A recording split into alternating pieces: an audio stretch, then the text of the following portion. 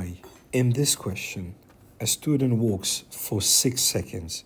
So the time taken here, 0, and 6 seconds at the end of the journey. The displacement time graph for the students is shown. The row of the table, final displacement, the examiner is asking, and velocity. Okay, simply. So firstly, I have to write this is initial displacement right now. How much is the initial displacement? -1. And once the time passes, like 1 second, here it's minus 0.5. At 2 seconds, the displacement 0. And then 3, it's 1. And then 4 at 1 displacement.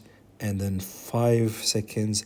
And here finally, this is the final displacement. This is what the examiner is asking. So the final displacement here is 2.0 meter.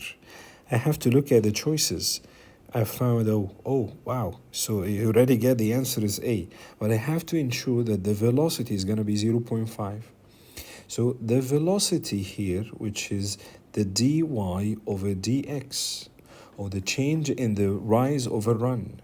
So let me find the triangle, which is the gradient or the slope. Here we have x1, this is x2, for example, final, and initially here, which is, this is y1, and the 2, which is y2. So y2 minus y1 divided by x2 minus x1, velocity equals, divided by x2, it's 6 minus x1, which is 2. So 2 divided by 4, 2 divided by 4, it's definitely half, which is 0.5 meters second minus 1. So the correct answer for question 1, it's A. See you next video.